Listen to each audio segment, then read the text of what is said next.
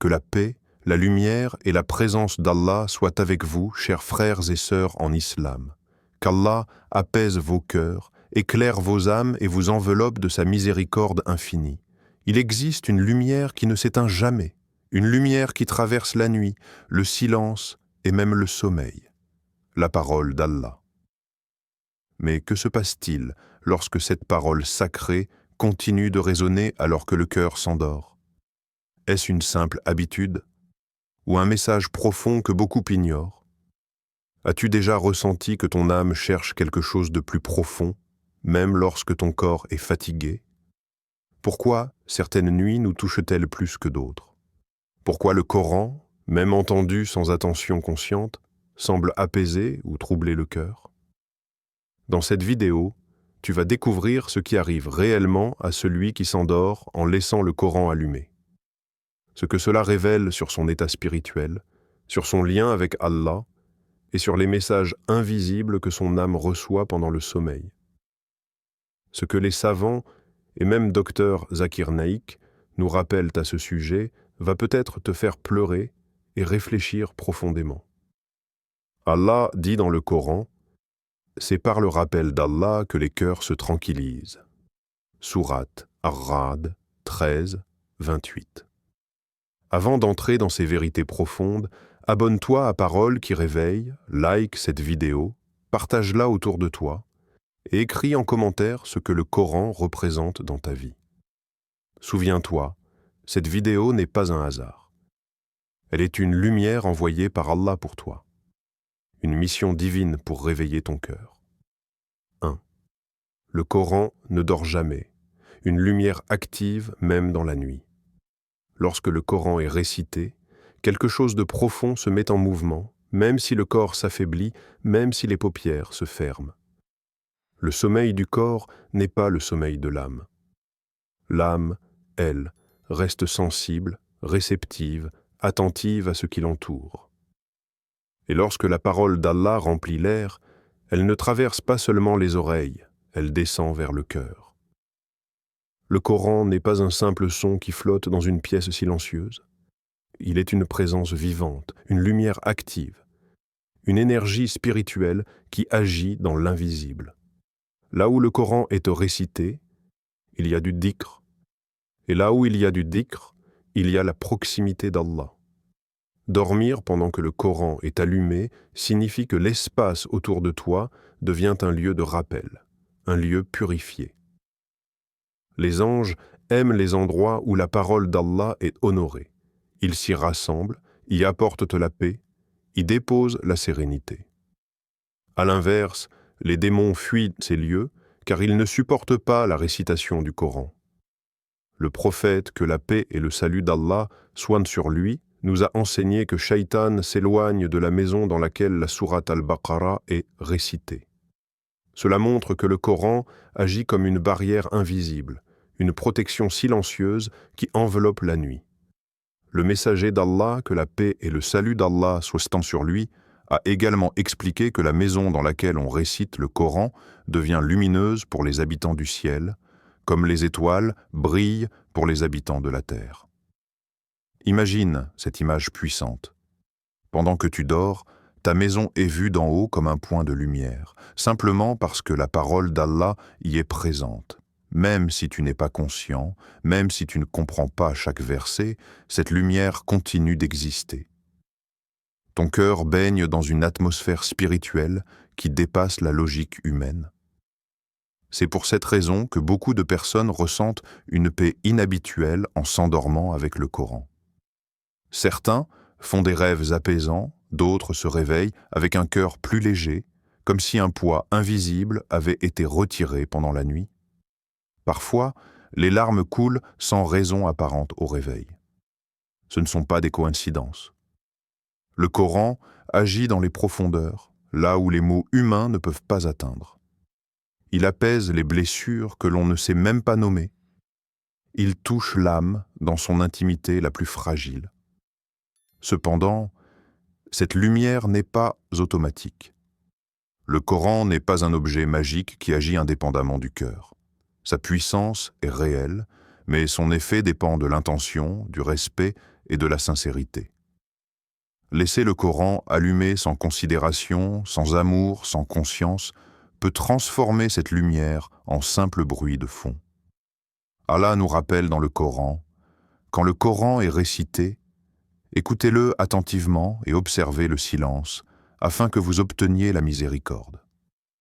Cela montre que l'écoute du Coran est un acte du cœur avant d'être un acte des oreilles. Le Coran n'est pas une musique destinée à accompagner le sommeil comme un fond sonore. Il est la parole du Créateur, révélée pour guider, réveiller et transformer. Lorsqu'il est récité avec respect, même si le corps s'endort, l'âme peut rester connectée.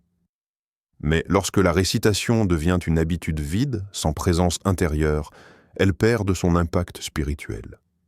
La différence ne se trouve pas dans le haut-parleur, mais dans le cœur.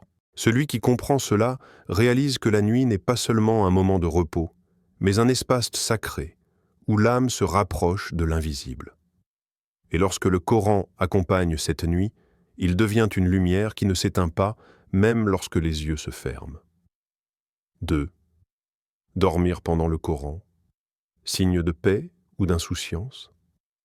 Dormir pendant que le Coran est récité peut porter deux réalités profondément différentes, et c'est le cœur qui détermine laquelle est la nôtre. Pour certains croyants, ce moment est rempli de douceur et de confiance. Leur âme, fatiguée par les épreuves de la vie, trouve refuge dans la parole d'Allah.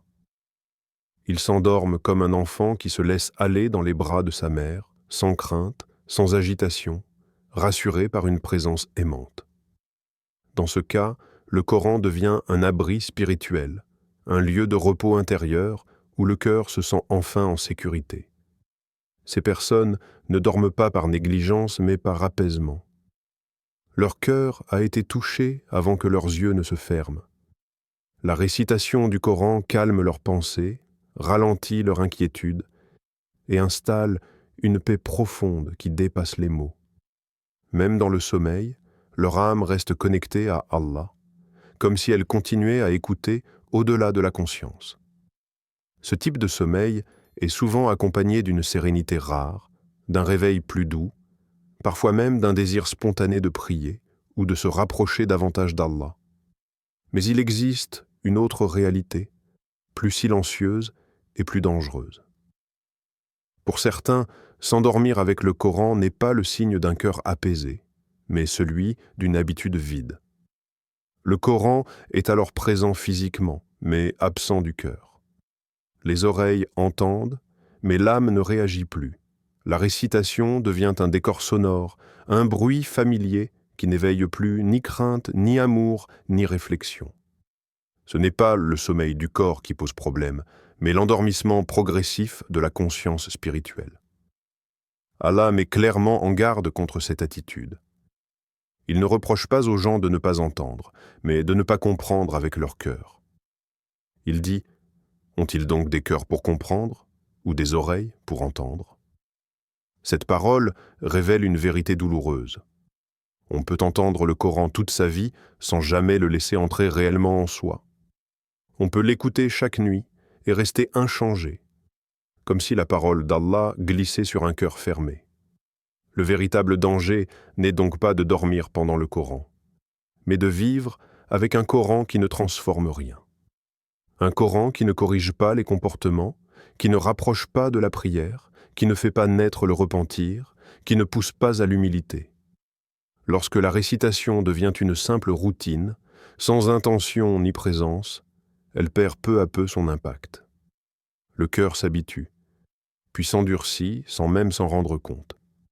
Cette réalité oblige chacun à s'interroger sincèrement. Pourquoi est-ce que j'écoute le Coran? Est-ce par amour d'Allah ou par habitude? Est-ce parce que mon cœur le réclame ou simplement parce que j'ai toujours fait ainsi? Est-ce que la parole d'Allah me réveille spirituellement ou est-ce qu'elle m'endort intérieurement? Ces questions sont essentielles car elles révèlent l'état réel de notre relation avec le livre d'Allah. Il arrive parfois qu'un cœur soit si fatigué spirituellement qu'il confond paix et indifférence. Le silence intérieur n'est pas toujours un signe de tranquillité. Il peut aussi être le signe d'un cœur qui ne ressent plus. C'est pour cela que le croyant doit constamment renouveler son intention, raviver son lien avec le Coran et demander à Allah un cœur vivant, sensible et humble. Ainsi, dormir pendant le Coran peut être soit un refuge de miséricorde, soit un signal d'alarme discret. La différence ne se voit pas à l'extérieur, elle se joue dans l'intimité du cœur, là où seule la sincérité fait la distinction entre la paix véritable et l'insouciance spirituelle. 3. L'impact invisible du Coran sur l'âme endormie.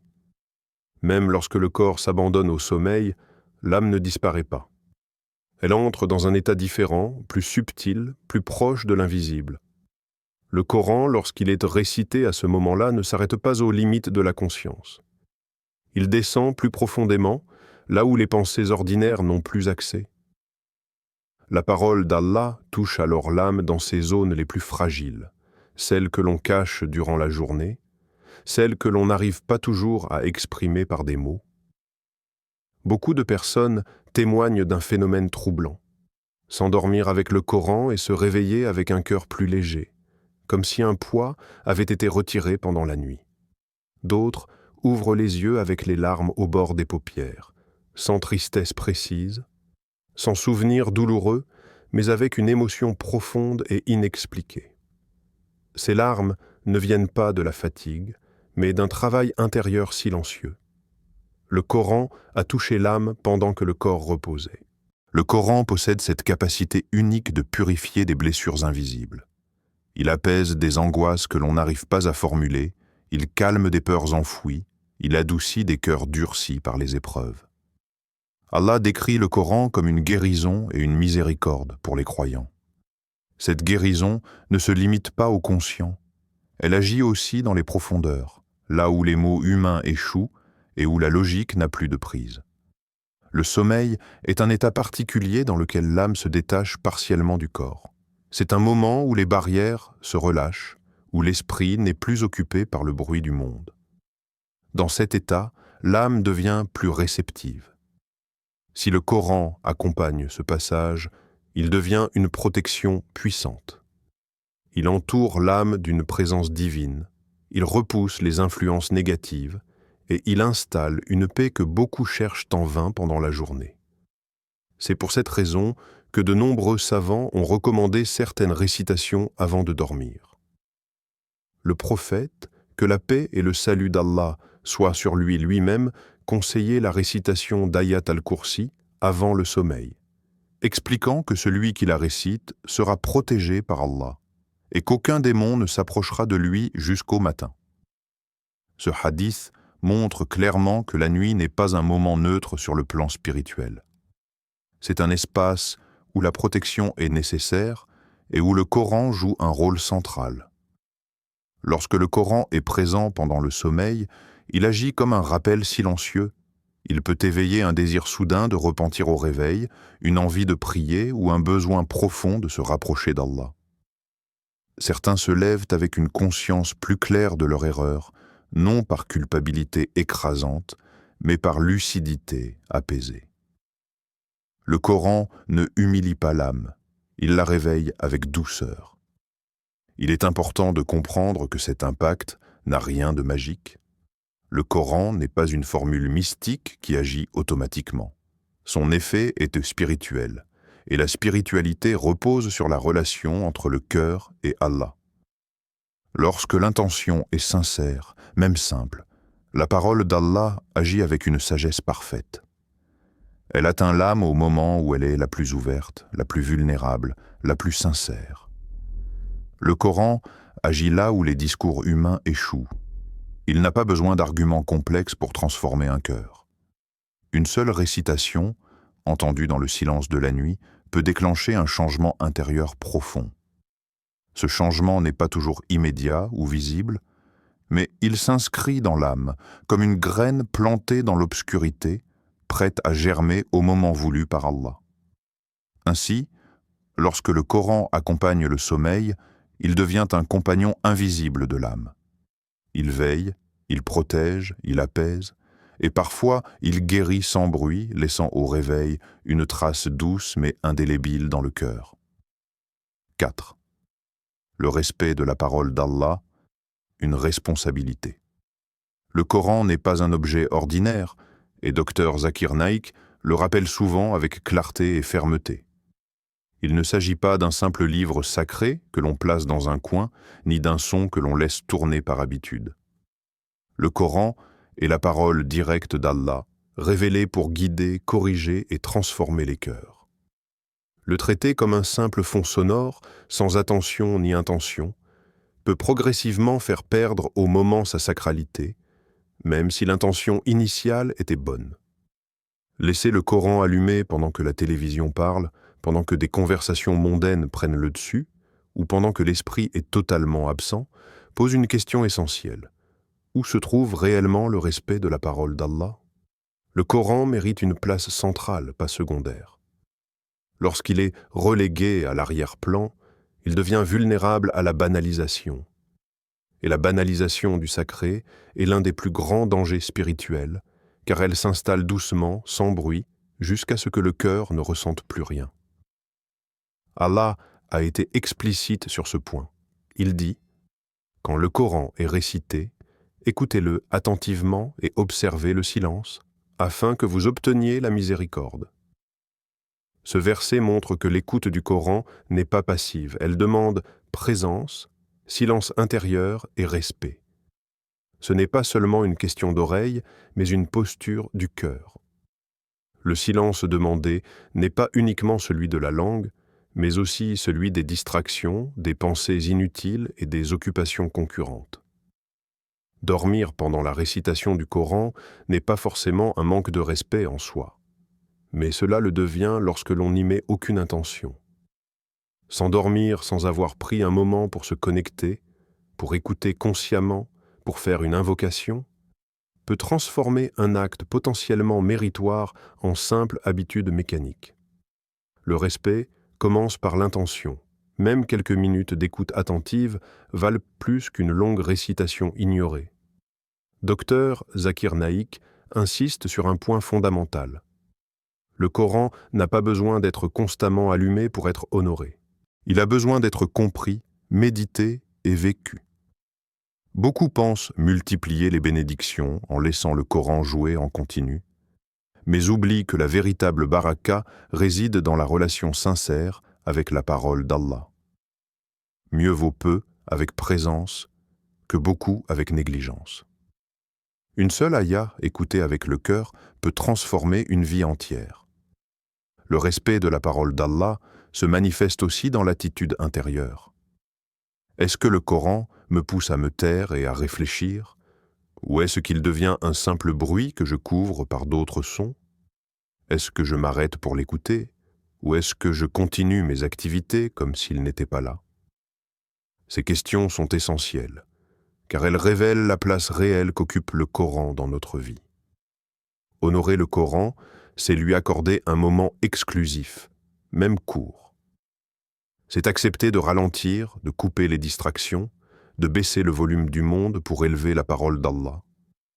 C'est reconnaître que cette parole mérite plus que notre attention partielle. Elle mérite notre respect total, même dans la nuit, même avant le sommeil. Le Coran mérite notre cœur avant nos oreilles.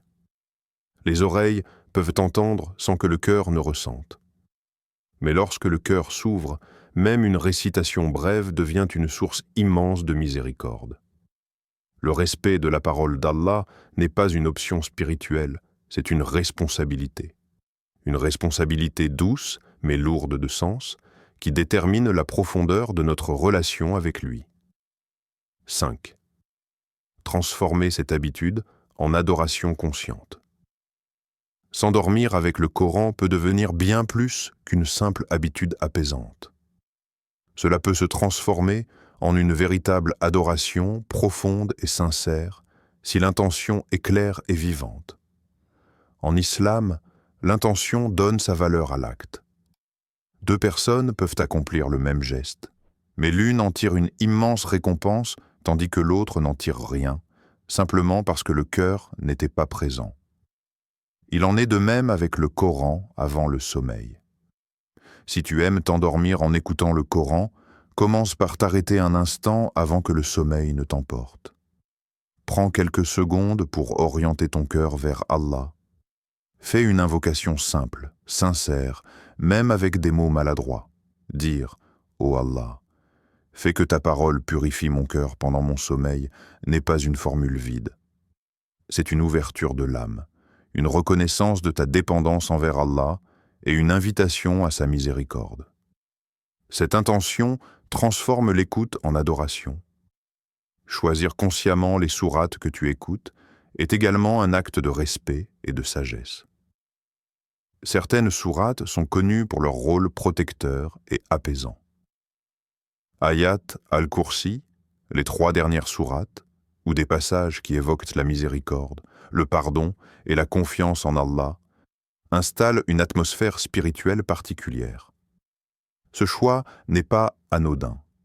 Il montre que tu ne laisses pas le Coran jouer au hasard, mais que tu cherches à t'entourer de la parole d'Allah avec conscience. Lorsque cette intention est présente, le sommeil lui-même change de nature. Il n'est plus seulement un repos physique, mais un moment de connexion spirituelle.